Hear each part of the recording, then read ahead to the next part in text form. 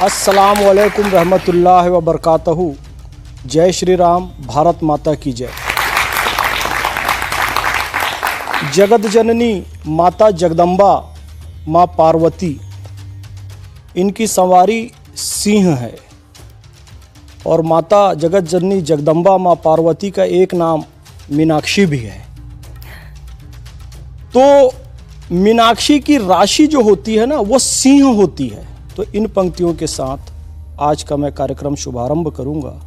ऐ गिरि नंदिनी नंदित मेदिनी विश्व विनोदिनी नंदनुते, गिरिवर विंध्य शिरोधिनी वासिनी विष्णु विलासिनी जिष्णुनुते, भगवती हे शितिकंठ कुटुंबिनी भूरि कुटुंबिनी भूरि कृते, जय जय हे महिषासुर मर्दिनी रम्य कपर्दिनी शैलसुते। के शो में मीनाक्षी जी और आपकी पूरी टीम ने मुझे बुलाया, उसके लिए बहुत बहुत धन्यवाद और आपके सभी प्रश्नों का स्वागत है, अभिनंदन है। मैं बड़ी हैरान हूँ, आप दाढ़ी रखते हैं, आप टोपी रखते हैं, आप अस्सलाम वालेकुम कहते हैं और फिर आप सत्य सनातन की ऐसी व्याख्या करते हैं, आप गीता के श्लोक पढ़ते हैं, आप भारत माता की जय कहते हैं। आजकल गीता के श्लोक किसी मुसलमान का पढ़ना तो दूर, भारत माता की जय तक पर भी इतना विवाद खड़ा हो जाता है, इसे सांप्रदायिक कहा जाता है। देखिए, यहाँ प्यारे प्यारे बच्चे बैठे हैं, देश का भविष्य बैठे हैं। मैं इनसे यदि कहूँ बेटा हिम्मत मत हारना, मुश्किलें आएंगी, उससे लड़कर भिड़कर आगे बढ़ना, तुम्हें सफलता मिलेगी। क्या ये वाक्य सांप्रदायिक है? क्या ये विशेष किसी वर्ग विशेष का वाक्य है? क्या मैंने किसी समुदाय संप्रदाय को ऊंचा किया या नीचा किया? नहीं, ये तो मोटिवेशन है बच्चों को। पूरी गीता मोटिवेशन है। अब हिंदू हो, मुसलमान हो, सिख हो, ईसाई हो, जिसको मोटिवेशन चाहिए, जो डिप्रेशन में जा रहा है, हार रहा है, थक रहा है, मैं कर पाऊंगा कि नहीं कर पाऊंगा, ऊहापोह में है, तो वो गीता पढ़े। गीता मोटिवेशन की किताब है, किसी संप्रदाय की किताब नहीं है।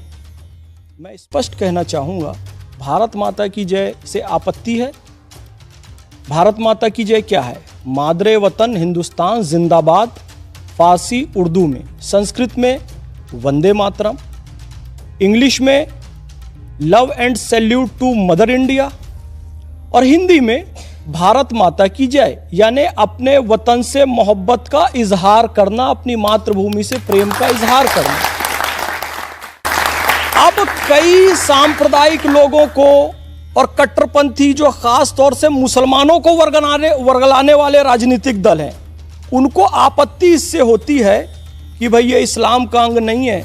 तो मैं स्पष्ट सत्य सनातन में मीनाक्षी जी बताना चाहूँगा, पैगंबर हज़रत मोहम्मद सल्लल्लाहु अलैहि वसल्लम की जन्मभूमि मक्का है और जब काबा शरीफ में हमला हुआ तो उनके दादा अब्दुल मुतल्लिब के पास काबा शरीफ की रक्षा की जिम्मेदारी थी।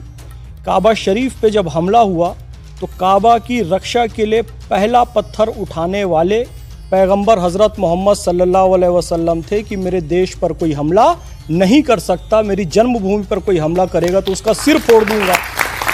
तो अपने देश की जय कहना हमने पैगंबर हज़रत मोहम्मद सल्लल्लाहु अलैहि वसल्लम से सीखा। इसीलिए पाकिस्तान के सामने हवलदार अब्दुल हमीद खड़े हो गए थे, अमेरिका से पैटर्न टैंक मंगाया, अमेरिका ने कहा इसे कोई नष्ट नहीं कर सकता, अपनी जीप में रॉकेट लॉन्चर लेकर खड़े हो गए, कई पैटर्न टैंक उड़ा दिए, खुद भी शहीद हो गए। तब एक विद्वान ने कहा, पाकिस्तान हमारी तह में जाने के तेरे अरमान बहुत हैं, तू कश्ती एक कागज़ की, यहाँ तूफ़ान बहुत हैं। ये हिंद है, यहाँ मज़हबों से मुल्क है ऊंचा, तेरे लिए तो हिंदुस्तान के मुसलमान बहुत हैं। ये भाव इस्लाम का भी है, सनातन का तो है ही।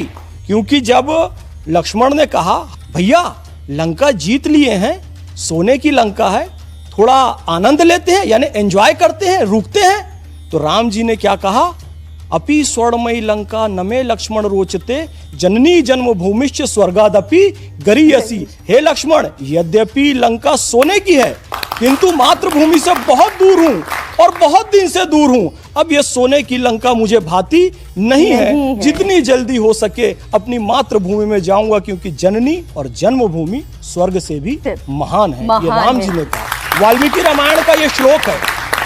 तो इस्लाम में भी, सनातन में भी अपने देश की जय कहना, भारत माता की जय कहना, ये धर्म सिखाता है। और धर्म किसी संप्रदाय का नाम नहीं। धृति क्षमा दमोस्तेयम शौचम इंद्रिय निग्रह धीर विद्या सत्यम अक्रोधो दशकम धर्म लक्षणम, यानी कि हमारे जो गुण हैं, हमारे जो आंतरिक गुण हैं, वो धर्म के लक्षण हैं। तो इसलिए मैं हैरान हूँ फैज साहब, मैं हैरान हूँ। आप अपने धर्म का तो पालन करते ही हैं, आप उसके जानकार हैं। आप वाल्मीकि रामायण से श्लोक लेकर आ रहे हैं, आप गीता के श्लोक से चर्चा की शुरुआत करते हैं, आप भारत माता की जय कहते हैं। लेकिन आज इस वक्त भारत में, हिंदुस्तान में एक चर्चा चल पड़ी है। कोई भी मुगल बादशाहों के खिलाफ यदि कुछ कह देता है तो एक समुदाय विशेष है, उसकी भावनाएं आहत होने लगती है। क्यों मुगलों के लिए कभी कभी एक समुदाय विशेष उठ खड़ा होता है, एज इफ कि यही उनके पूर्वज हैं और वो उनके वंशज। देखिए, वो जो समुदाय खड़ा होता है ना, उसका खुल के नाम मैं ही ले देता हूँ, आप नहीं ले रही हैं। तो कुछ मुस्लिम जो नासमझ हैं वो खड़े हो जाते हैं, क्योंकि मैं भी उसी समाज से आता हूँ, पर मैं नासमझ नहीं हूँ, इसकी गारंटी है। क्योंकि पैगंबर हजरत मोहम्मद सल्लल्लाहु अलैहि वसल्लम ने हिरा की गुफा में जब ध्यान लगाया तो उनके पास अल्लाह ने जो पहला शब्द भेजा वो था इकरा। इकरा का अर्थ होता है पढ़ो, और आगे कहा इकरा बिस्मी रब्बिकल लजी खलक, पढ़ो अल्लाह के नाम पर पढ़ो जिसने तुम्हें पैदा किया। और अफसोस की बात, सच्चर कमेटी की रिपोर्ट कहती है कि मुसलमान शिक्षा में सबसे पीछे है। तो शिक्षा में पीछे होने के कारण ऐसे रिजल्ट आते हैं मीनाक्षी जी कि हम मुगलों को अपना पूर्वज समझने लग जाते हैं। आप मुझे एक बात बताइए, भारत के मुसलमानों के पूर्वज कौन हैं? मुगल हैं, मंगोल हैं, अरबी लोग हैं, तुर्की लोग हैं? नहीं। यदि ऐसा होता तो आज भी मुसलमानों के सरनेम भट्ट, भाटी, चौधरी, त्यागी, पटेल, चतुर्वेदी, ये सारे सरनेम आज भी मुसलमानों के हैं।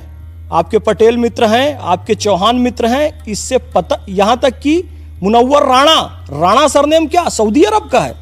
पाकिस्तान का बॉलर है राणा नवैदुल हसन, राणा सरनेम कहां से है? पाकिस्तान का एक बैट्समैन है सलमान बट। अरे भाई, बट, भट्ट, भटनागर, ये सब कहां से आया? सऊदी से आया, ईरान से आया? नहीं, ये सब भारत के ही सरनेम है।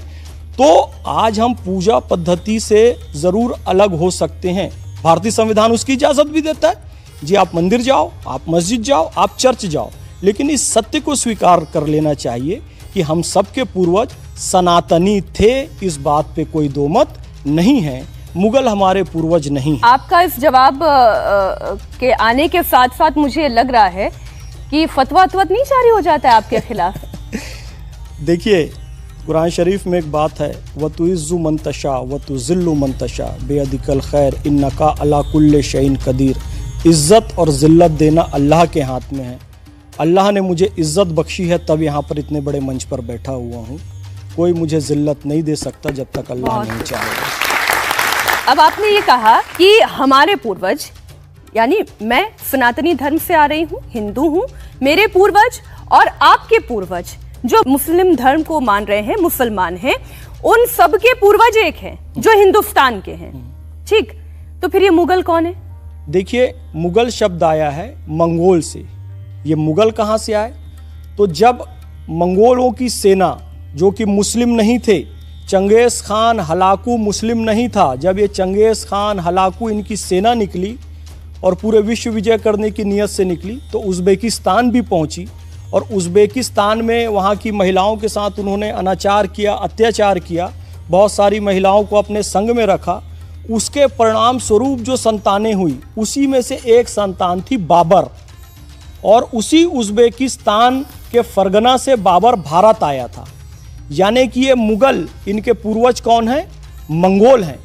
और मंगोल इतने क्रूर थे और रहन सहन से इतने गंदे थे कि वो जीवन में कभी नहाते नहीं थे। इरफान हबीब ने हज़रत अमीर खुसरो के हवाले से एक बात लिखी है कि हज़रत अमीर खुसरो को जब मंगोलों ने अरेस्ट कर लिया था, तो हज़रत अमीर खुसरो कहते हैं उनके जिस्म से इतनी बदबू आ रही थी कि ऐसा लग रहा था मुझे उल्टी हो जाएगी। अब इन्हीं की वंश परंपरा के लोग ये मुगल कहलाए। बाद में हालांकि उन्होंने इस्लाम स्वीकार कर लिया। अब जी कभी नहाते नहीं थे, लेकिन हिंदुस्तान में आए और देखिए यहाँ तो जी त्रिकाल संध्या हो रही है, इतनी सारी नदियां त्रिकाल संध्या कर रहे हैं, 3 बार डुबकी लगा रहे हैं, तो भाई उनको शर्म आई। तो नियम बनाया कि चलो जी साल में एक बार नहाएंगे। फिर कहा नहीं नहीं इससे काम नहीं चलेगा। फिर कहा जी शुक्रवार के शुक्रवार। ये सब उनकी परंपरा है, ये मुसलमानों की परंपरा नहीं है। उन्होंने कहा चलो हफ्ते में एक बार तो हम नहा ही लेंगे। इसलिए कई लोग मजाक मजाक में कहते हैं, जबकि ऐसा है नहीं कि यार मुसलमान तो जुम्मे के जुम्मे नहाते। नहीं भैया ऐसा नहीं, हम लोग रोज नहाते हैं। ये मंगोलों के कारण ऐसा हुआ क्योंकि वो लोग कभी नहाते नहीं थे।